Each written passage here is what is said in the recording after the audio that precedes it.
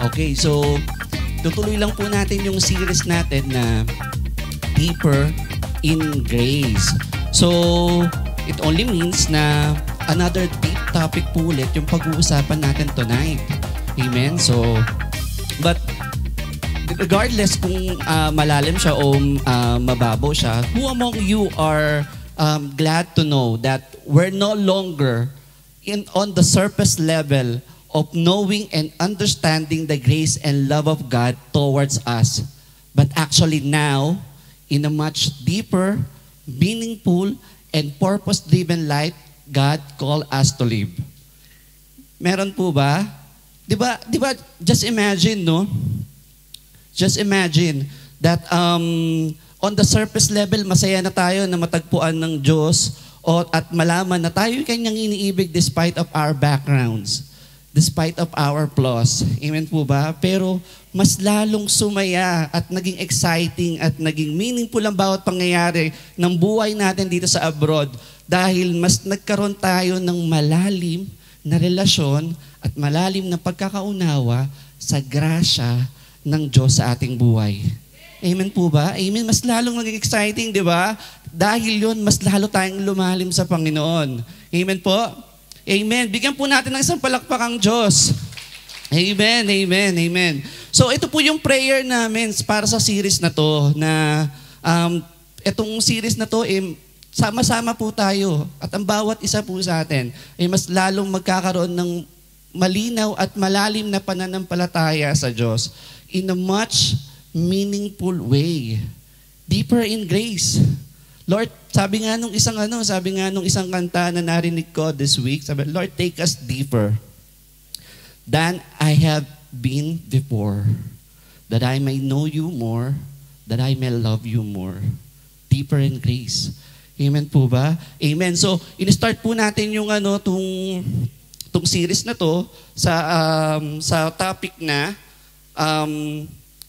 Predestined Explain. Ayan, gumana na. So, Predestined Explain. So, last 2 weeks, sinare po sa atin ni Pastora to. So, if you really want to watch it again or it so happen na na-miss nyo tong topic na to, you can watch it on our Facebook page. And then, followed by the next topic na sinare sa atin ni Ninong Jeff, ating senior pastor na tension between grace and faith. So, ganun din po, kung na-miss nyo po or gusto nyo po ulit marinig yung preaching topic na yon, so you can watch it on our Facebook page. And now, continuing po sa ating series, pag-uusapan naman po natin ngayong gabi ay tension between faith and works. So medyo malalim-lalim din po itong topic na to. Saan po ako pwesto para po mas makikita po nung okay po ba dito? Ayan, so first time ko pong tumayo sa harapan dito sa service area na to and namimiss ko yung TV sa banda dito. Okay, so bago po muna tayo mag-start, okay, so, mananalangin po muna tayo. Commit natin itong moment na to na sabay-sabay babasa ng salita ng Diyos sa panalangin. Amen po ba? Amen. So, Father, thank you, Panginoon ko, sa gabing to. Salamat, Panginoon, sa pagkakataon, O Diyos, na kami po ay magkakasama, Panginoon ko, na babasa ng inyong salita. Salamat, O Diyos, Panginoon ko, dahil alam namin, Panginoon ko, kami inyong gagabayan. Salamat, Panginoon ko, sa tinapos na gawa ni Kristo dahil naging mas malinaw sa amin kung ano yung pag-uusapan namin at kung paano namin, Panginoon ko, mauunawa ng lahat na ito. Salamat, O Diyos, sa inyong gabay. Panginoon, iniimbita namin ng inyong presensya, O Diyos, na sa ganon, Panginoon ko, mas maging malinaw sa aming mga puso at tumatak sa aming isip. Panginoon ko, ang inyong mga sasabihin ngayong gabi. Lahat ng ito, Panginoon, ay aming pinagpapasalamat sa inyo. Sa ngalan ni Kristo Jesus. Amen. Amen. Amen. So, unang tanong, bakit naman po mahalagang pag-usapan itong tension between faith and works na to? So, kung maaalala nyo po last Saturday, pinag-usapan po natin na meron pong 3 approach para sa ating kaligtasan. So, sinabi dito na merong no grace, half grace, and full grace. And among these 3, sabi, Ang sabi po ay full grace lamang po ang tamang approach para sa ating kaligtasan. Amen po ba? Amen. Now, dahil nga sa dahil alam natin, nauunawaan natin na ang regalo ng grasya ng Diyos sa ating buhay ay sapat. Amen po ba? Sabi nga sa Ephesians 2, verse 8 to 9. Wala lang po akong slide dyan, pero sabi, for it's by grace that you have been saved through faith. And it's not from yourself, it is a gift of God so that no one can boast. Diba? Yun yung sinabi sa sa chapter 2, verse 8 to 9, diba? Now, ito yung issue. Among those three approach na nakita natin, ang pinakamalapit, ang medyo nakakalitong part is yung pangalawa dun sa mga approach, which is yung half grace. Yung half grace yung nakakatawa. Why? Kasi among those two na approach na mali, siya yung kamukha at saka kahawig na kahawig ng full grace approach. So, ang hirap sa hirap niyang ma-identify, even actually your servant was under this approach before. Kaya naman, ganoon na lamang po ka-eager o ka-boldly i-enlight kayo, i-discuss to, nang sa ganoon, hindi na kayo matulad sa akin.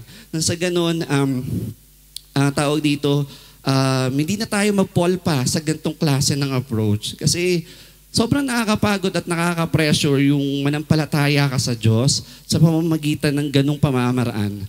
Alam mo yon, andyan yung gawin mo to, gawin mo yan, o kaya tawag dito, sundin mo to, tapos sundin mo yan, tapos pag hindi mo yan nagawa this week, naku, makakat ka sa mga people of God. Diba? Medyo nakaka-pressure naman yun, o kaya alam mo, pag hindi mo to ginawa ng sunod-sunod, hindi ka patatawarin ng Diyos.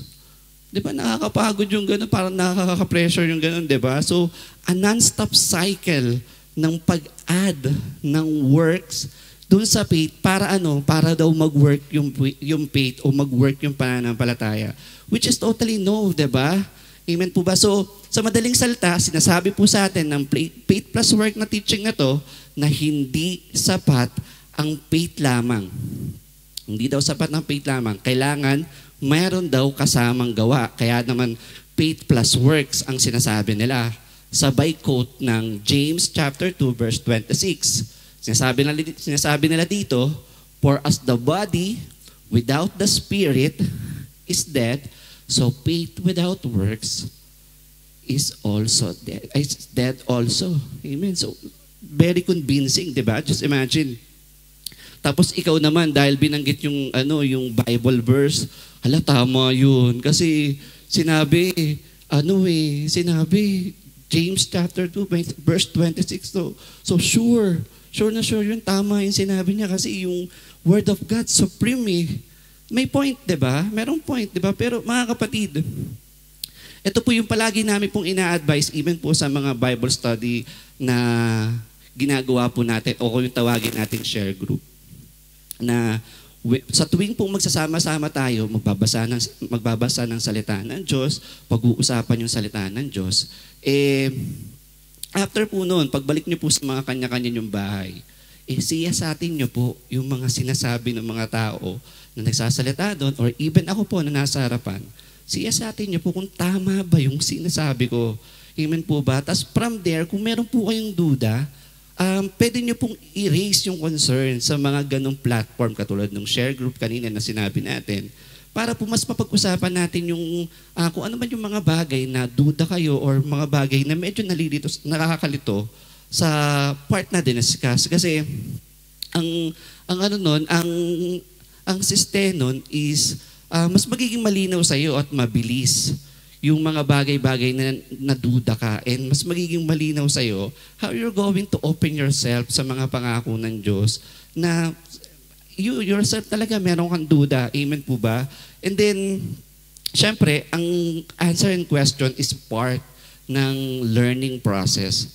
So, you are actually most welcome to do that. So, whenever you feel like doubt kayo o kaya meron kayong gustong iklaro sa mga sa mga sinasabi namin dito sa harapan, you can raise those concern sa share group. So bakit ko po yun nasabi? Kasi po katulad po noon, may lumapit na gano'n, tapos sinasabi it's faith plus work daw yung issue.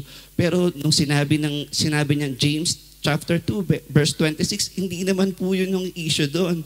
Ang issue po ng pinag-uusapan po doon ay hindi faith plus work, kundi hindi po faith plus work ang pinag-uusapan doon, kundi faith that works. Yun po yung pinag-uusapan noon, James chapter 2 verse 26. So hindi po issue ang faith plus works, kundi faith that works, kasi faith is never without works. Faith is never, kung totoo po yung pananampalataya, it is never without works. Amen ba? Kusa po yun. Kusa po yung nagbubunga ng paggawa. Hindi po sinasamahan ng gawa ang pananampalataya. Pero yung pananampalataya ay kusang nagbubunga ng gawa. Yun po yung totoong issue. So, kung ganoon na yun yung issue, ang dapat palang pag-usapan ay kung meron ka bang right faith or wrong faith. Meron ka bang real faith or meron ka bang fake faith. So yun yung totoong issue. Mamaya po, sa liham po ni James, babasahin po natin, iisa-isahin po natin, extract natin ano yung real faith, tapos ano naman yung fake faith. Amen po ba? So, pero bago yon, meron pa kasing isang verse na madalas gamitin ng faith plus work na parang pang-catch. Talagang pang-convince ng mga tao na tama talaga tong gospel namin na to, faith plus work talaga. So ito pa yung isa, sabi rito sa James chapter 2 verse 24, you see that a man is justified by works and not by faith alone. Yun yung sinabi ni James. Chapter 2 verse 26. While sabi naman ni Paul sa letter niya sa Romans is, for we maintain that a man is justified by faith apart from works of the law. Diba? To be honest, nakakalito talaga siya kasi obviously, opposite siya. Yung isa, by faith yung justification, yung isa naman, by works. So ano kaya yung totoo? 'Di ba? So habang sinasabi ni James na ikaw ay inaring ganap dahil sa iyong mga gawa, si Paul naman sinasabi niya, you are justified by faith. Just as if inosente ka, just as if wala kang kasalanan. So ano ba yung totoo sa dalawa para ako yung maligtas? So last Saturday, nagkaroon po tayo ng idea that it is by grace that we've been saved, and that is through faith. So the same thing po, pag-uusapan natin ngayong gabi. So, kung sa unang tingin po, contradicting yung dalawa, yes, admittedly. And is it true ba na yung iisang Bible na binabasa natin ay merong dalawang mensahe? Yung mensahe na justification by faith at saka justification by works. Kasi kung ganun pala, pwede na palang mamili yung tao kung mananampalataya sa Diyos para siya ay maligtas o mananampalataya sa sarili niyang gawa para siya maligtas. Ganun po ba yung mensahe na itinuturo sa atin ng Biblia? So liliwanagin po natin yan at sasagutin po natin yan ngayong gabi. So, pero bago yun, maglalatag po muna tayo ng mga biblical foundation dito. So ang una ko pong ilalatag na foundation is, ang salita po ng Diyos ay perpekto at wala pong mali. Perpekto at wala pong mali. Sabi po sa Psalm 7 verse 9, we learn that God's word is perfect and sure, right, pure, clean, true, and righteous. Anong sabi? All together. So bawat salita po na nandoon, lahat po yun ay perfecto, lahat po yun ay sure, lahat yun ay tama.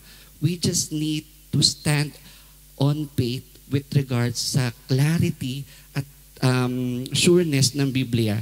Amen po ba? So, yun po yung unang foundation. Pangalawa, Wala pong contradiction sa Bible. Lahat po sila, magkakaiba man yung sumulat, were actually guided ng banal na spirito. So makakasiguro po tayo na walang contradiction kasi hindi po pwedeng kontrahin ng Diyos yung sarili niyang salita. Amen po ba? Amen. Sasabi rito sa 2 Peter verse 1 to 21. Sorry. 2 Peter chapter 1 verse 21.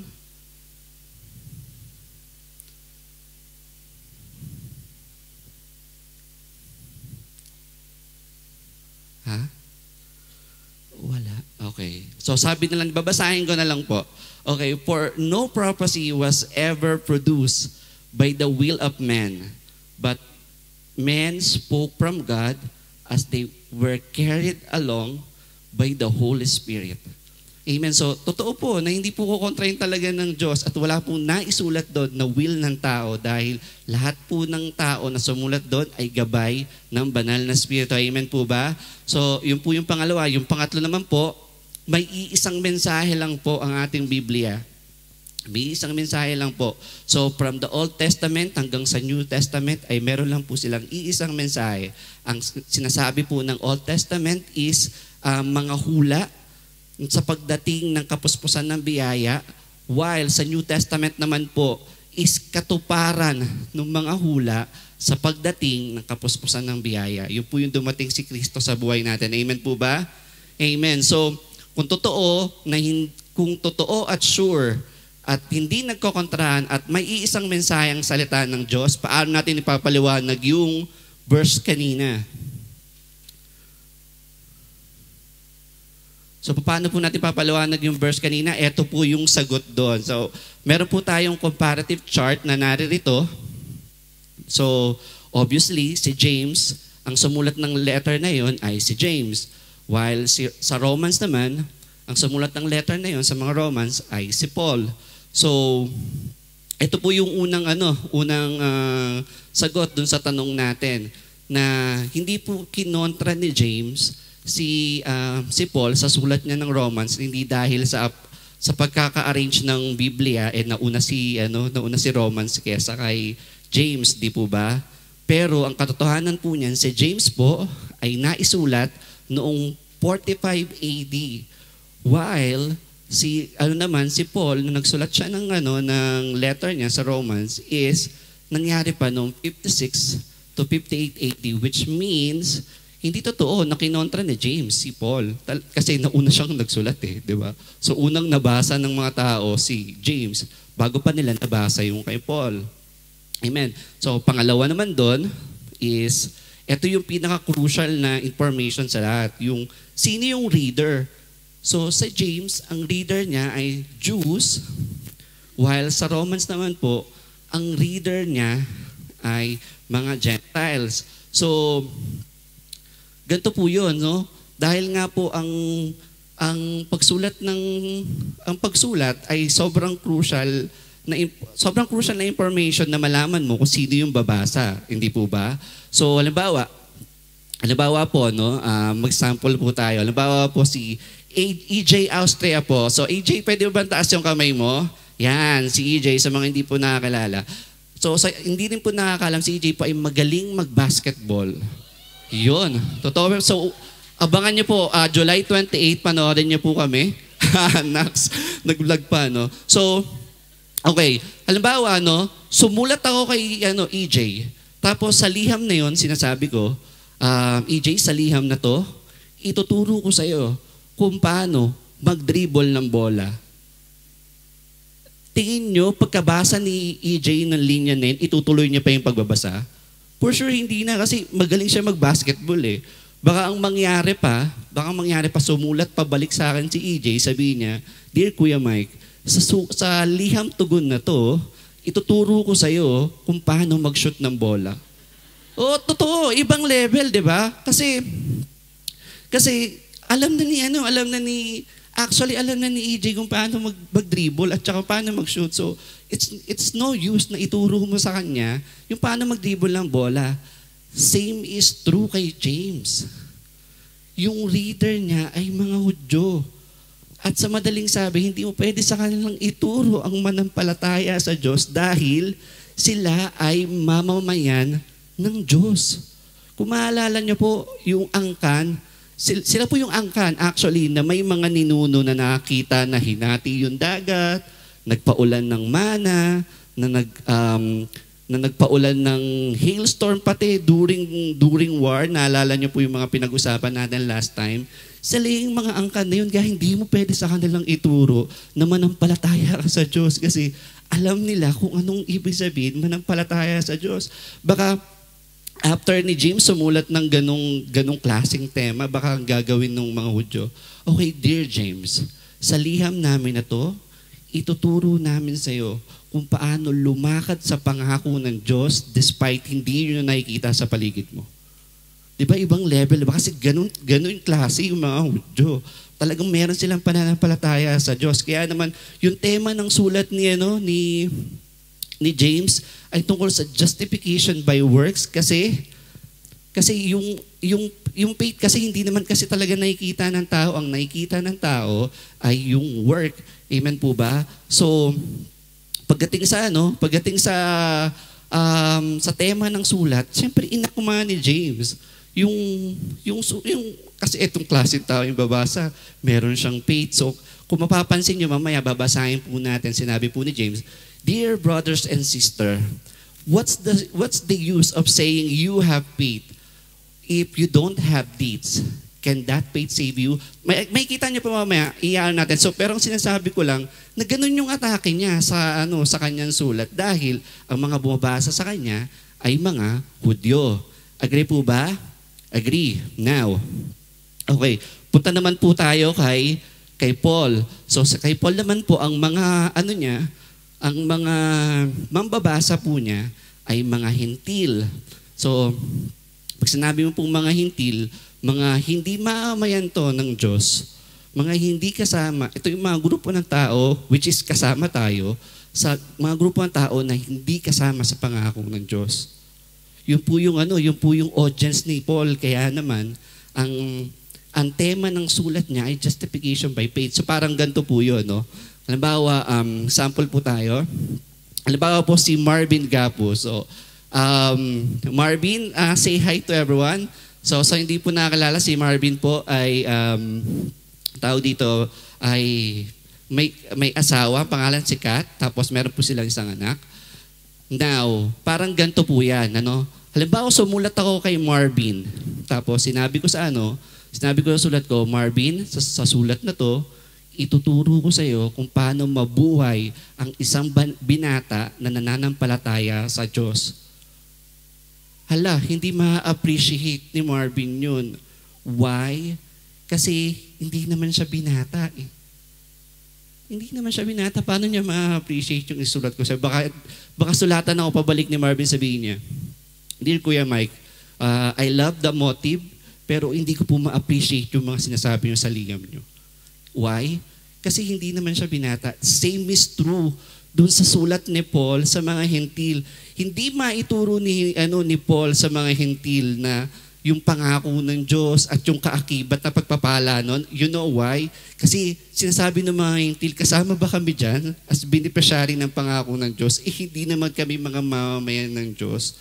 Kaya sinasabi ni Paul na you are justified by faith. Ikaw ay inaring ganap ng Diyos sa pamamagitan ng iyong pananampalataya sa Kanya at sa tinapos na gawa ni Kristo. Nang sa ganon, ikaw din ay mamamayan na ng Diyos.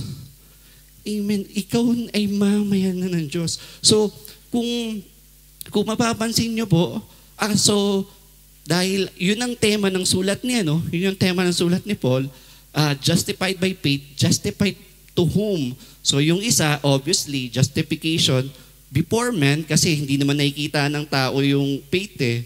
Never makikita ng tao yung faith. Ang makikita ng tao ay yung ating mga gawa.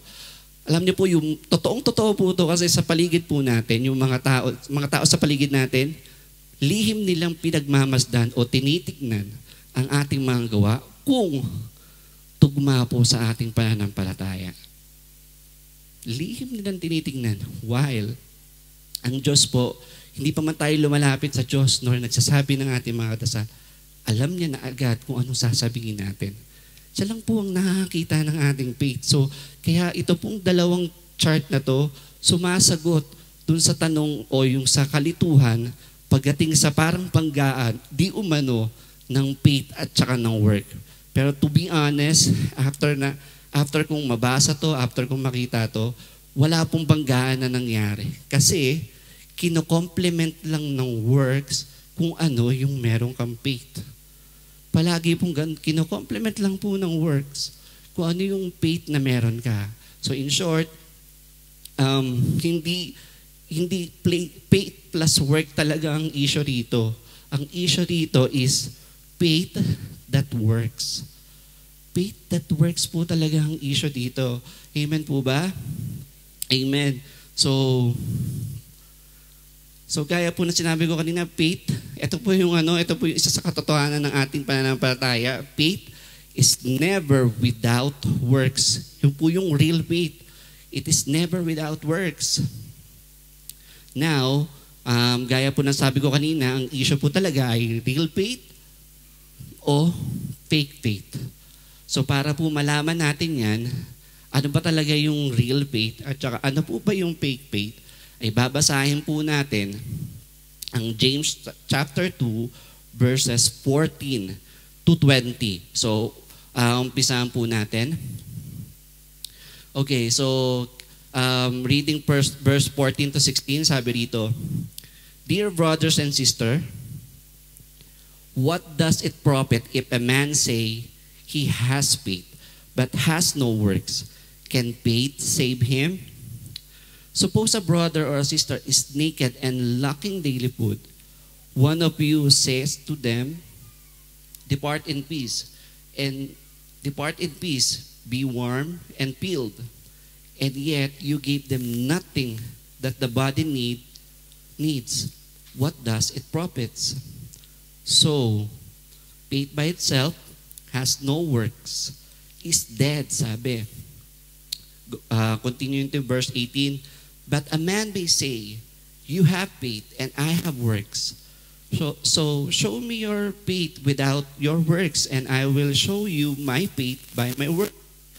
You believe that there's one God? You do well. Even demons also believe God and tremble. But do you want to be shown, O foolish man, that faith without work is dead? Amen. So, ang gagawin po natin next is, sasabihin ko po muna sa inyo, o extract natin from the verses na binasa natin, kung ano yung ibig sabihin ng real, yung hindi totoong faith o yung fake faith. Amen po ba? So, una po natin gagawin, i-extract po natin what real faith is not. So, sabi rito, what real faith is not is, number one, real faith is more than just words I say. Real faith is more than just words I say. So sabi sa James chapter 2 verse 14, Dear brothers and sisters, what does it profit if a man say he has faith but has no works? Can that faith save him? Sabi. Okay, para po hindi po tayo malito, syempre ang vital po ng ating words sa ating pananampalataya, amen po ba? So, andyan po yung mga times na sinasabi po natin ng malakas ang ating mga panalangin at ang ating mga dasal sa Panginoon, or sometimes sinasabi po natin o dinideclare po natin ang mga pangako ng Diyos sa ating mga minamahal sa buhay sa pamamagitan ng dasal o sa pamamagitan man ng small conversation. Ginagawa po natin yon, di ba? Pero po, ang gusto lang po sabihin ni Paul sa kanyang sulat is, yung real faith daw is actually more than the words we say. So, malimit kasi po nating malimit po kasi nating binibigyan ng label yung mga tao sa paligid natin na, ay, meron niyang faith. Alam mo kung bakit? Narinig ko kasi siya during his speech niya, sabi niya, I want to thank God above who gives me all these things. 'Diba? O kaya naman, minsan yung mga pinapollow natin na mga artista, naririnig natin during interview kapag sinasabi, kapag ini-interview sila, kumusta yung nila, ganyan-ganyan, ganto-ganto. Sinasabi nila, no, alam mo, gusto kong pasalamatan si Lord sa success ng show namin. Yung mga tipong ganun. Pero James is saying that you cannot just say na ikaw ay Kristiyano, tapos hindi mo ba-backupan ng gawa. Hindi daw ganun yun. So, yung deeds mo ang magbaback up sa mga bagay na sinabi mo. Hindi po ba kapag halimbawa, no, sinabi ko po ngayon dito sa harapan na magaling po akong kumanta. Okay, so for sure, for sure, 100% siguro may 10% na maniniwala while 90% hindi maniniwala doon. And for sure ako, yung worship team na narito, medyo tataas yung kilay ng mga yon. We want to hear you sing. And they have the means to know kung talagang they have the means to know kung talagang magaling ka kumanta kasi magaganda yung nila, maganda yung mga pandinig nila. They know kung ano talaga yung mga nasa tamang, nahihit mo yung mga tamang tono or hindi. 'Di ba? So obviously malalaman mong hindi totoo kapag ginagawa na. Hindi po ba? So that's exactly what James is saying. Kapag sinabi mo sa akin na ikaw ay Kristiyano, tapos pag tinignan ko yung lifestyle mo, ganito, no, most likely, hindi totoo yung sinasabi mo. Hindi totoo yung sinasabi mo. And ganun din actually, yung gustong sabihin sa atin ng Diyos, ni Kristo. You remember when He said in Matthew chapter 7 verse 21? Okay, yan. So sabi rito, not everyone says to me, Lord, Lord, will enter the kingdom of heaven, but only the one who does the will of my Father in heaven. So, 'di ba? Medyo tugma yung tugma yung mga preaching nila, 'di ba? So si James sinasabi niya na meron kang faith by accompanying it with your action, while sinasabi naman ni Lord, who does the will of the Father. Amen po ba? So hindi talaga totoo na sinasabi mo lang. 'Di ba? So yun po yung isang yung isa po yung malalaman natin o yung parang things na masasabi nating fake faith yun kapag sinasabi lang. 'Di ba? So next po is real faith is more than just an emotion I feel.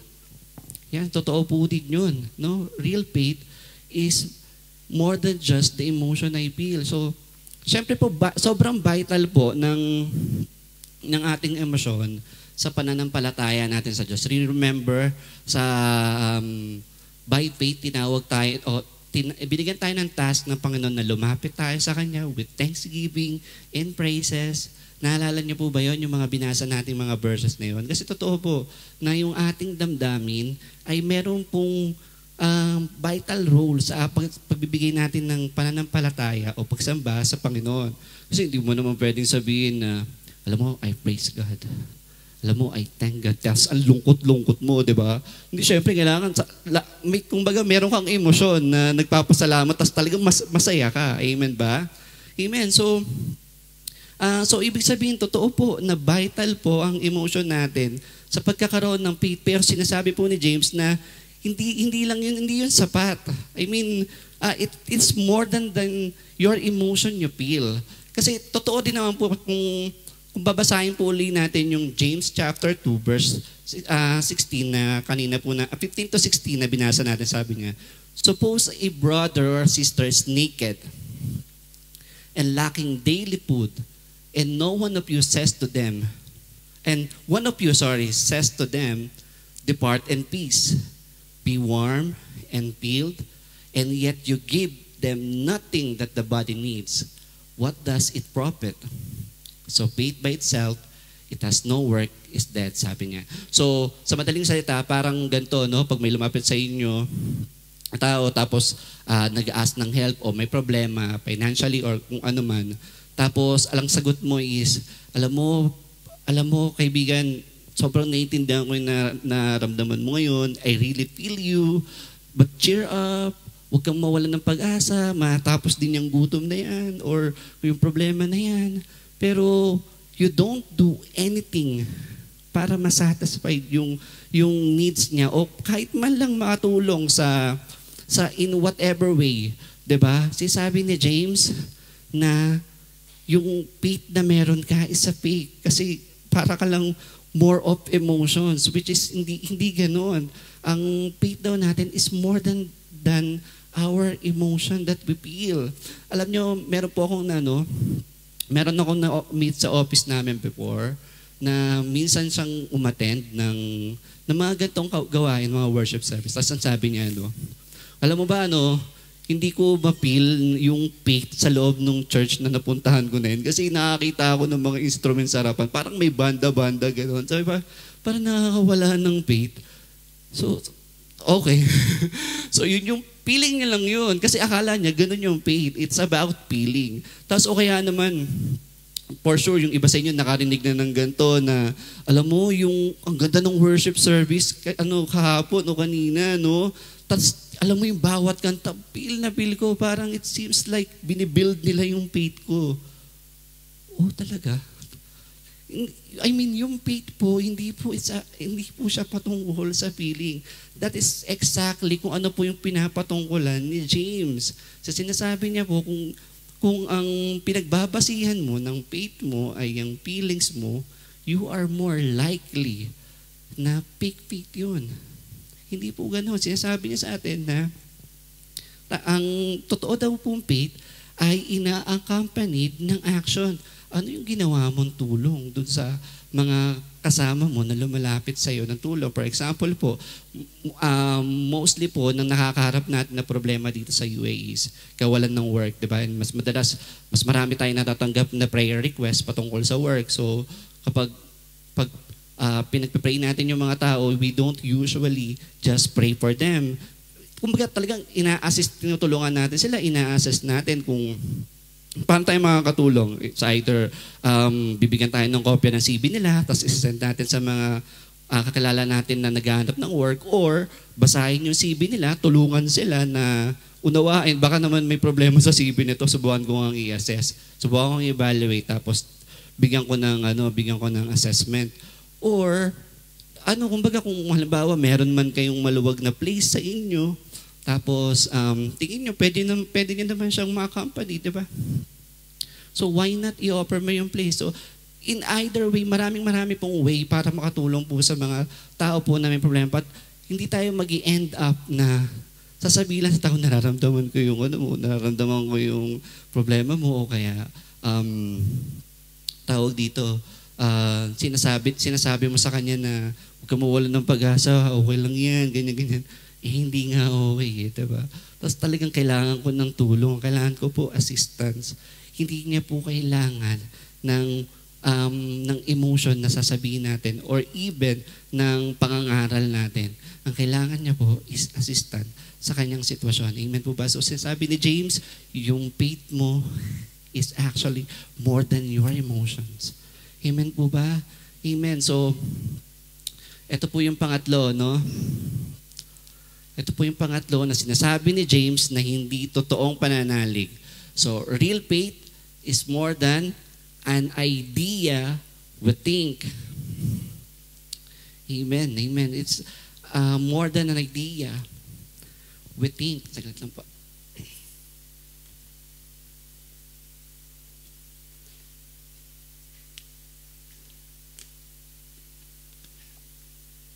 Okay, so, syempre po, yung knowledge po natin is playing a vital role sa ating pananalig. Amen po ba? So, syempre, sa mga mga salita ng Diyos na binasa natin, and even dun sa, ang tawag dito, and even dun sa mga previous topics, syempre nagkakaroon tayo ng pananalig dahil sa mga knowledge din na natutunan natin. Amen po ba?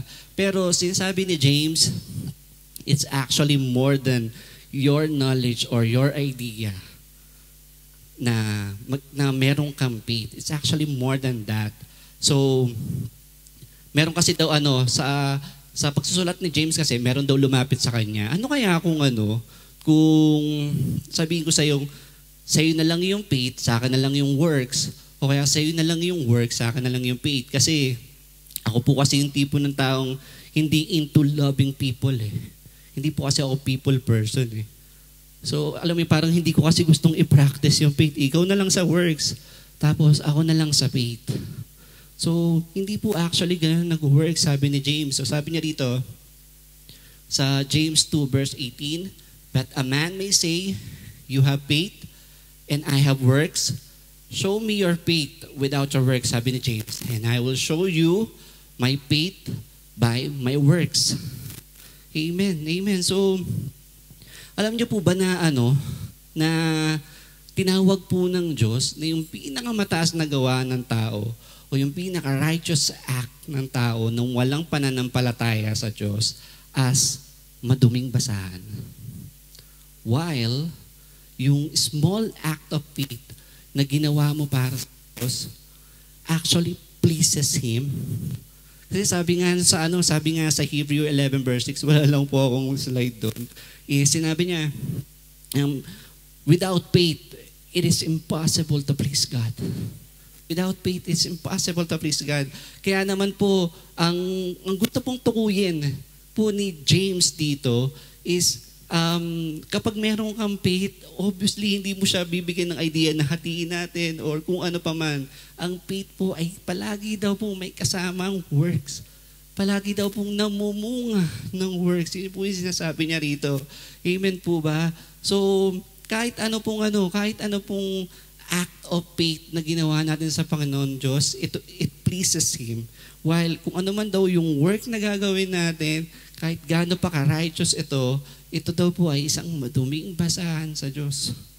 Ito daw po ay isang maduming basahan sa Diyos. Amen po ba?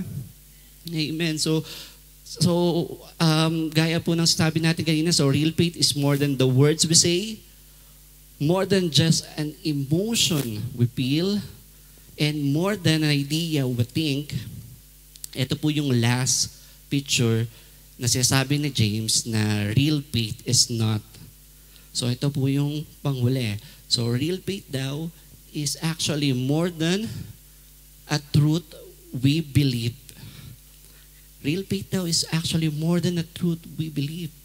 So, syempre, ang essential po ng truths sa pagkakaroon po natin ng pananampalataya sa Diyos. But sinasabi po ni James that having a real faith is just more than that. Okay, so James tells us in the next line na you believe that there is one God, you do well. Even demons also believe God and tremble. But do you want to be shown, O foolish man, that faith without work is dead? Amen. So in other words, parang sinasabi po ni James sa atin na para daw po sa mga tao na actually meron naman akong Diyos eh. At alam ko na merong Diyos. Pero at lagi din naman ako nagpe-pray sa Kanya. So therefore I conclude, meron akong faith sa Kanya. Well, gusto sabihin ni James sa mga tao na yun, well, actually yung mga demons ay hindi naman sila mga atheists. Alam din nila na merong Diyos. At nagpe-pray din sila sa Panginoon. Alam mo sinasabi nila, Lord, huwag kang lalapit sa amin. Kasi every time the light comes, darkness vanish. Laging ganon. So yung prayer nila, just imagine kung yung mga tao, meron silang ganong pananampalataya sa Diyos, at yung mga demons, ganon din sila manampalataya sa Diyos, anong pinagkaiba? Paano yung faith na meron tong dalawang klase na to can save them? So obviously, di ba, hindi naman natin makikita yung mga demons sa heaven, di ba? For sure. And hindi rin natin makikita na makakasalamuhan natin yung mga demons pagdating doon. So, what makes this difference, itong faith na to, is their works. Their works. Kaya po yung tema po yung tema po talaga ng sulat ni James is talaga po para po sa mga mananampalataya na katulad natin. Before, hindi po tayo nananampalataya sa Diyos. Kaya sobrang touching at sobrang akmang-akma sa buhay natin yung mga sulat ni Paul. While nung tayo po ay mas lumalim na sa Panginoon, sobrang na-appreciate mo tong teaching na to ni James. Kasi para talaga to sa mga taong mamayan na ng Diyos.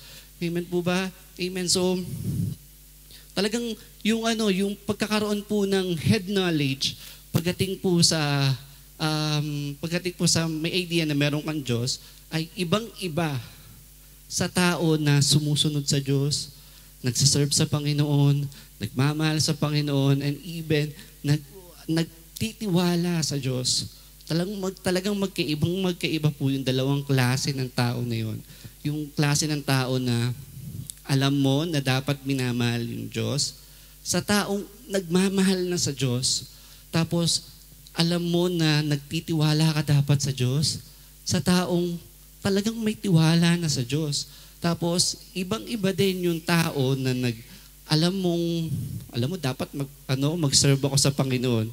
Sa taong heto na nagsa-serve na sa Panginoon, meron silang dalawang pagkakaiba.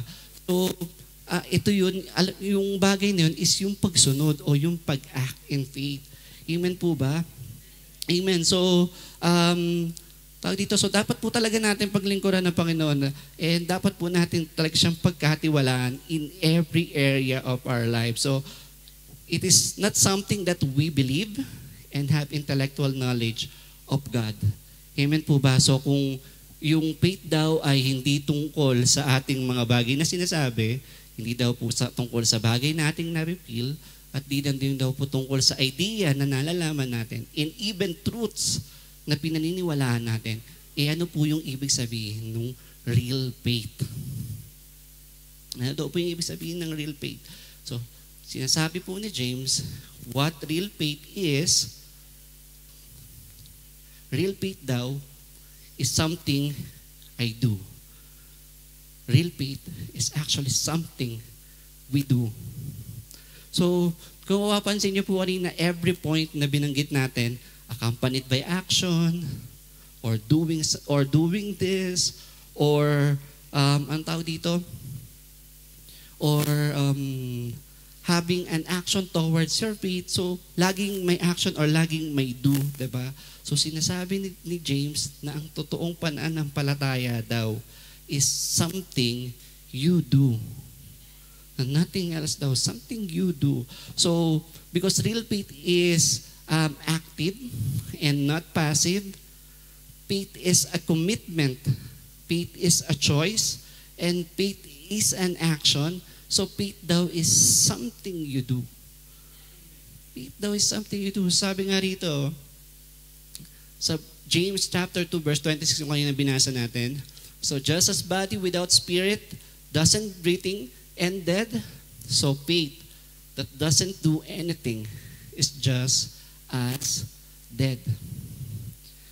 So, just as body without spirit doesn't breathe and dead, so the faith that doesn't do anything is just as dead. Amen? Amen. So now, I want you to think of this. Somebody as big as God enter into your life cannot possibly come into your life without changing you visibly. Somebody as big as God cannot possibly come into your life without changing you visibly. Pag naunawaan niyo po kung gaano yung pag-ibig ng Diyos sa atin at kung gaano siya kapasensyoso sa atin na during times na tinanggap natin siya, hanggang sa mga moment na to, we still have decisions na hindi kaaya-aya sa Kanya. We still do things na hindi kalugod-lugod sa Kanya, and yet iniibig niya tayo, and yet hindi niya tayo pinababayaan, and yet hindi niya tayo tinatalikuran. It only shows na sobrang pasensyoso niya na inaantay niya tayong i-recommit yung sarili natin sa pananampalataya. Kasi tawag dito, kapag yung tao po na tumanggap sa Diyos, obvious po talagang magkakaroon po ng pagbabago sa buhay niya. Hindi man nangyayari yun overnight. For sure, over time magkakaroon ng pagbabago sa buhay mo. Pero ang sinasabi po ni James, it's impossible po na hindi magkaroon ng visible change sa buhay mo. Amen po ba? Amen. Sabi nga ni Paul sa 2 Corinthians 5 verse 17, therefore, if anyone is in Christ, all things have passed away.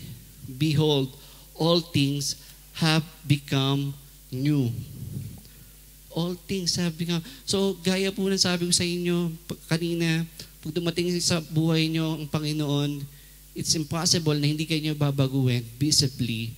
At hindi rin po ibig sabihin na kapag dumating sa inyo, babaguhin niya na po kayo totally na as in overnight. Eto ka na, ibang tao ka na. No.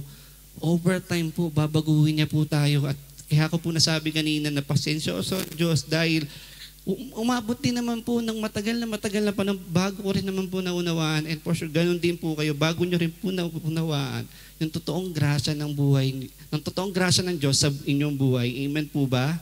Amen, amen. So, dahil po na tayo po ay bagong creation na and everything changes and it doesn't become happen to us overnight, it becomes new in our life over time. So, real faith is actually a lifetime walk.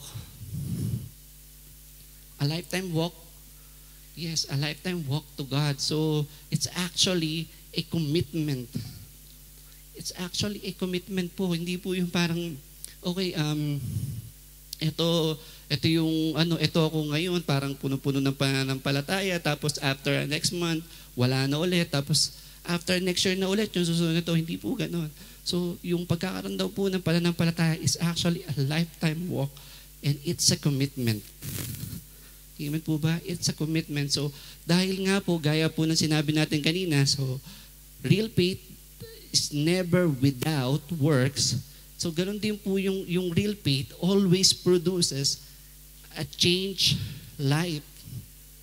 Amen. So, real faith always produces a change sa life. So sa madaling salita po, kusa pong nagbubunga ng gawa yung pananampalataya natin over time. Hindi minamadali, amen, yes. Hindi po minamadali, hindi rin pinipilit, kundi kusang nagbubunga over time. Kusa pong nagbubunga over time. Alam niyo po, in light ng pinag-uusapan natin kanina pa, yung faith and work, kung gaano po naging pasensyoso ang Panginoon sa atin sa paglabas po ng bunga po ng ating mga gawa dahil po sa ating pananampalataya, ay ganoon din po sana tayo, no? Sa ating mga kasama din po sa church, kapag nakikita po natin sila na, alam mo yun, nakikita po natin sila na hindi sila nag-attend or hindi sila, parang hindi sila sumasagot ng amen o kaya hindi sila parang active o kaya parang still committing sin, is wag po tayong mawalan ng pasensya sa kanila. Or even, halimbawa po yung partner po natin sa buhay, parang hindi pa rin sila ganun ka buong buo sa Panginoon. You just have to be patient with them kasi babaguhin po talaga sila ng Panginoon. Gawa po ng ang faith na meron tayo ay katulad din po ng kay Kristo. Ito po ay kusang magbubunga sa ating mga buhay. Amen po ba? Amen. So, and in light of this, ganoon din po sana tayo sa ating mga ka-workmate. So, extend din po natin yung love na na-receive po natin sa Panginoong Yesus. Amen po ba? So, kung sila din po ay nagkakamali towards sa atin is we will going to show them grace. Kung tayo nga po, di ba, naka-receive tayo ng grasya sa Panginoon, even though dumating sa punto ng buhay natin na tayo po'y mga kaaway ng Diyos at tayo po'y mga hindi sumasamba sa Panginoon, yet binigyan niya tayo ng grasya. At dahil po doon tayo po ngayon ay nasa sitwasyon na kung saan tinatawag niya tayong kanyang mga anak. Amen po ba? Amen. Amen. So, May naalala lang po akong illustration with regard dun sa faith at saka sa faith at saka work. Sabi daw po nila, yung faith daw at saka work ay para daw gunting. So, para daw gunting, yung isang side ay faith, yung isang side daw ay work. So, pares silang nag-work together and doing and accomplishing things. Faith and work daw lagi magkasama. So, kung mangyayari man po na yung gunting po na yun ay masira, see to it na ang tinabi mo ay yung faith. Kasi eventually po yung faith, mamumunga po talaga siya ng gawa. Eventually, amen. Mamumunga po talaga siya ng gawa. So, lagi pong ganon ang dulot sa atin ng totoong pananampalataya. Amen po ba? So, dahil ang faith na yun is the same faith with our Lord Jesus Christ. Amen? Amen. Amen. Thank you. Sige, palakpakan niyo po ang Diyos. Amen. Amen. Amen. So, one more slide and we're about to end. So, sabi po dito, ang ating pong big idea ay, ayan, in Christ, my faith works. Ulitin po natin, in Christ, yes, amen, in Christ, my faith works. Amen, amen. So, let's all stand po.